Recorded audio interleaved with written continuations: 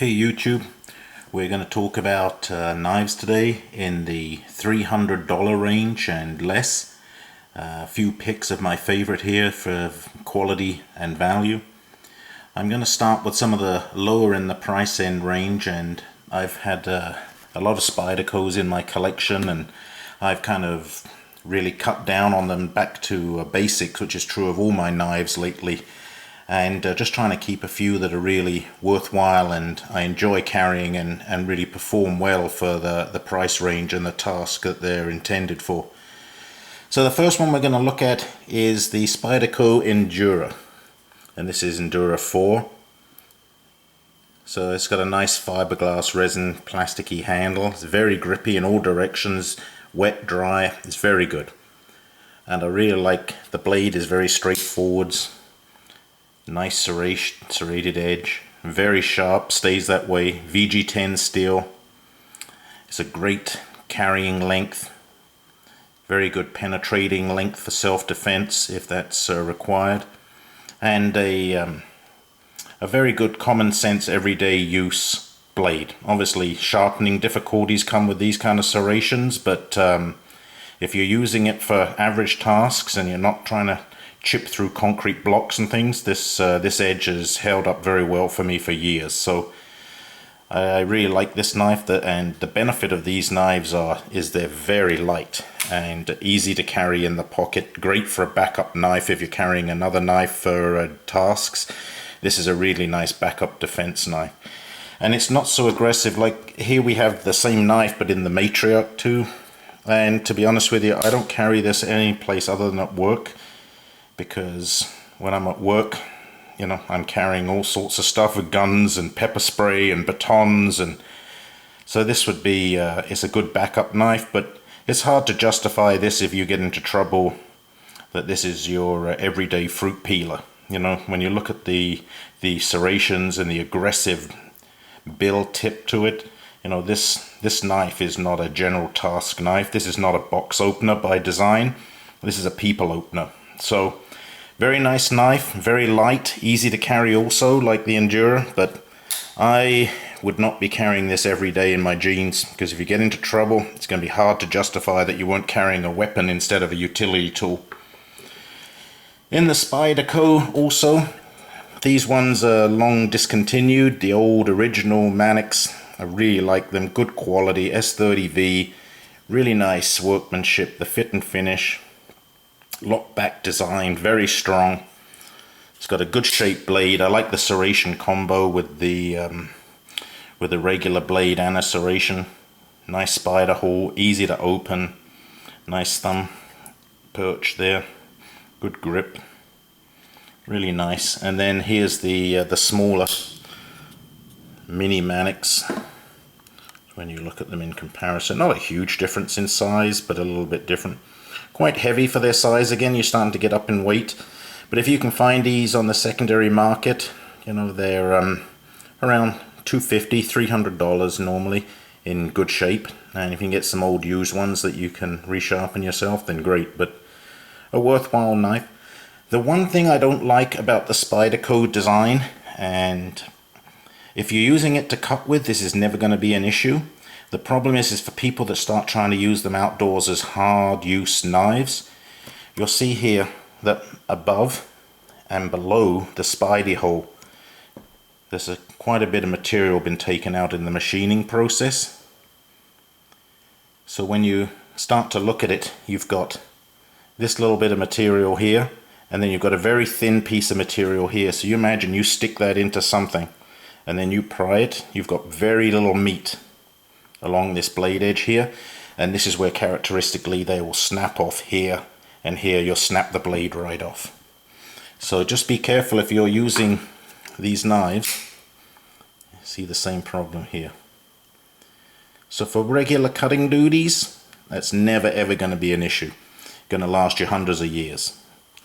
But if you start using it often, that's what you're looking for, is a backup knife that's also heavy, forest, camping, in the bush, trimming stuff, prying things, then just be aware of that in the Spyderco. Okay, moving on, in the same price range, I'm going to let you know This is, I paid about $100 for this one, and this is a Kershaw, and this is the Blur. And this model is spring assisted. It's got the speed safe system and the Tanto. I'm not a huge fan of the Tanto. I prefer the regular drop point blade, but this got very aggressive serrations. It's got a very sharp blade. It's got a chromoly alloy. It's not a really premium steel, but we've used these at work for years, sharpened them, and I've got to tell you, for the money, it's exceptional quality. I really like the pivot system is smooth. The firing action is always strong, even after years of use. It's so fast you can barely even see it. So great pocket clip, tip down carry, really nice. Here's another discontinued beauty. This is the Cyclone by Kershaw. This is a really nice knife too, if you can get it. I had another one, but I sold it. But spring assisted, nice size blade, beautiful serrations again, really good cutter, like a really nice backup or defensive knife. Feels good, nice jimping here. It's good in a reverse grip. And the benefit of this guy is there's a wheel on the back here, and you can see if I can get it to focus. And you see that it says on off. So you open the knife up, rotate the wheel, and now it's just a standard old knife. So if there's if you're in a state or a province where, you know, these kind of spring assisted knives are frowned upon, you can carry this in your pocket, open it up, flip your wheel on the back, close it again, you've recharged it. There you go, you've got your speed safe back in action. Really nice knife, the Cyclone. Nice quality aluminum handles, nice thick pocket clip. Really good, very nicely made. So Kershaw, for those that don't know, have a premium line they call Zero Tolerance. There's a smaller 350, and this is the 300, and they've just been discontinued also. And this is the G10 model with the titanium frame lock. So I liked it. As you can see, I took the black off this side and then I heat treated it. So either you like it or you don't. Some people think it's a bit fruity tooty. I kind of like the colors, and I really like it. And this has got the speed safe too for a bigger knife. Doesn't flip as fast as the small ones for obvious reasons. The blade's a lot heavier. And then you've stepped up to premium steels when you go up to zero tolerance. You've got the S30V in this particular model. So you've got a premium steel. You've got a premium quality titanium handle. And, you know, for around the $300 mark, you can get it even cheaper, $250, $300.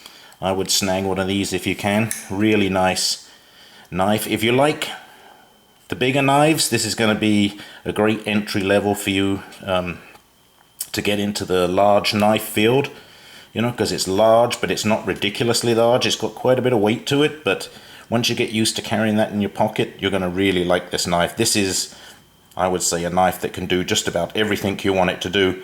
And as you can see, in the smaller knives, I opted for serrations, and then when I start to get some of the bigger knives, I do like this this recurve with a deep belly in it here. Bit of a pain in the ass for sharpening, but I've had this knife probably 4, maybe coming up 5 years, and I've used it to cut quite a bit of stuff, and still got the original edge, never needed to sharpen it. So that's the benefit of buying quality. Other knives I like that's in the tactical line, like Emerson, I think makes a very nice product, and a little bit expensive for what you're getting, but you know, I like this wave feature where as you pull it out, it actually hooks onto your pocket and flips open the blade like this. So this is the CQC10, discontinued for quite a while. Oh, sorry, this is the 11. CQC11. And I really like this one. I think this is a very nice knife, and again, it's got the nice jimping. It feels great in regular grip and in reverse grip. It's a very nice knife. Great length. You know, I always try to stick around, you know, 3 3/3 to 4 and change in my knives. I like that length. So I think that's a nice quality knife if you're looking for one or something similar to that in the Emerson, in the price range. Emerson's got a whole ton of different designs. This is one of their super. This is the Super CQC 8. So it's a big knife. It's 4.3 inches, I believe. And this is, can I complain, or serrated and plain. So I like this combo in this knife. Supposedly this is one of the favorites of the SAS, the British Special Forces. And I like that swept up saber kind of look to it. That's a really nice knife as a defensive knife. You know, you can get away with everyday carry with that. Not super aggressive, but certainly will do the job if you need it to. The Skirmish from Benchmade. Now I'm going to tell you, for the price, I think these are probably some of the best knives that have ever been made in this price range. These are fabulous knives. They look like custom quality. The machining on this titanium is beautiful. They come in a variety of different colors with the silver blade, the black blade, and you can get different heat treated colors in here. Some of them are rainbows, some of them are just plain, as you see. I really like these knives. I think the design is a real classic design. The thumb hole is really easy for opening and closing. It's got that slight recurve belly to it, so it's really nice for cutting. Just an all-round excellent knife. Like, when you look at it, the lockup, you can get years and years and years of use out of this knife for like $300. In fact, I've seen one little bit use of it's on eBay right now, $240. So for that kind of money, I would buy these all day long. If you're going to buy yourself one knife and you like a knife that's this kind of size, you know, around the 4-inch range, this would be the one I would definitely recommend. That's going to be number one. If I only had to pick one knife, I think it would be this one in this price range. And this one's more of a work of art than it is a carrying knife. Like, look at all the heat treated titanium colors that come out there. Just beautiful. Just beautiful. And it's also, you know, a little bit fancy looking, but again, the jimping on the thumb rest, perfect, you know, perfect positioning. The ergonomics are excellent. Look at here, your thumb, the fat of your thumb, you can get that right in there, the meaty part. Gets you a nice purchase there for a reverse grip. Really nice knife, like tactical with class. That would be how I would describe this. That's the Skirmish. This is the large. It also comes in a small. So the large Skirmish is a 630 and the small one is a 635, I believe. And while we're on the topic of Benchmades, I'm a huge fan also of this 760 Bob Lum. So this is a really nice knife.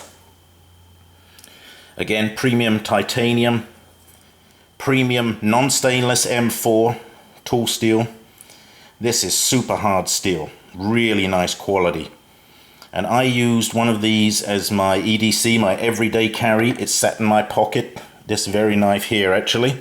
Sat in my pocket every day for 5 years straight. You can see I rubbed it down, took it apart and heat treated it.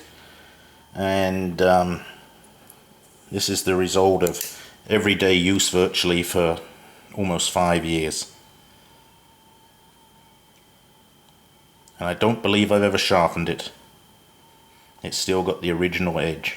So really great. And that's the fun thing about these knives. The quality of the titanium is so good that you can rub it down even after it gets beaten up, give it a bit of a heat treating and make yourself a, you know, semi-custom looking knife. And it's just got a great feel to it. And these knives, another one, you know, another good feature of these knives is if you look in the back there, you can see that little dot right here on the backstop. That's actually an indicator, and it's actually a little varying spaced wheel in there. So as the knife starts to wear with time, you can actually rotate this.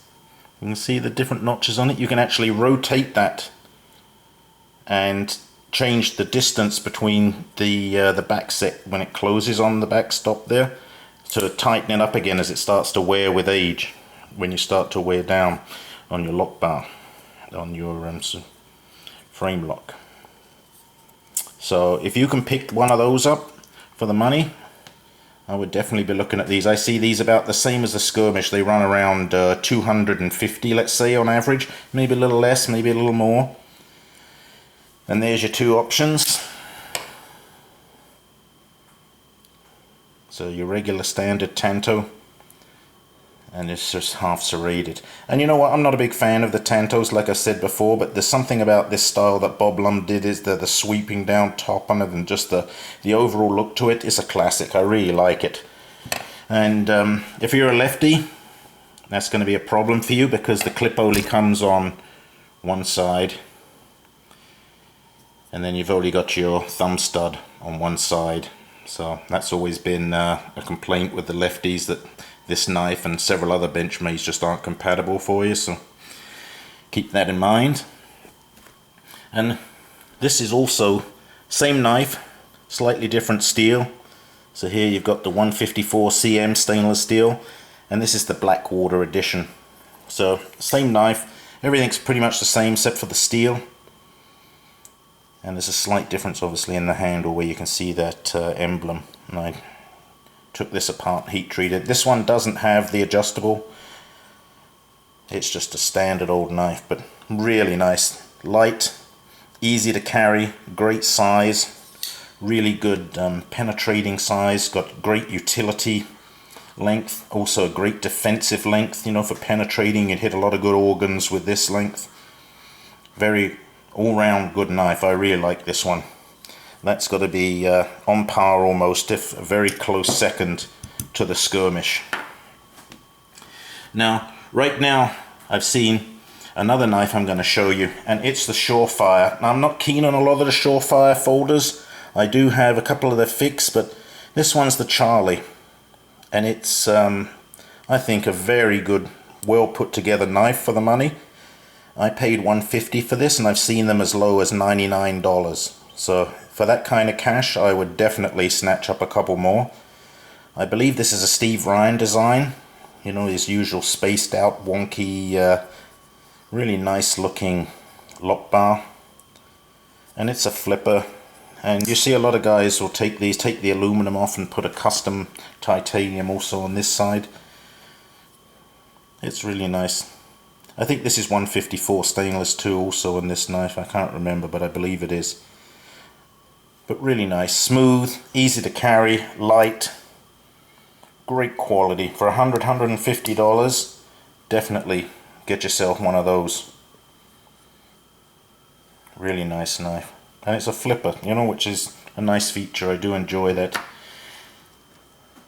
This one's a bit of fun. I don't think, you know, it's a really good, if you want a little small knife that's able to do hard use. This is nice. It's a little Boker, and this is the Albatros. I thought this was a really great little design as a little backup knife. It's very heavy for its size, but it's very stout. So if you want something where you're working in, you know, let's say a factory even, and you're opening boxes all day long, and you want something that's easy to open and really strong. It's very sharp. It's got a beautiful textured blade, nice profile to it. It's really a good little toughie, VG10 steel. So really nice. Those are hard to come by now. They've been discontinued for quite a while too. But if you can find one of those for around the 100, 150, then they're creeping up. I've even seen those for $200 in new condition.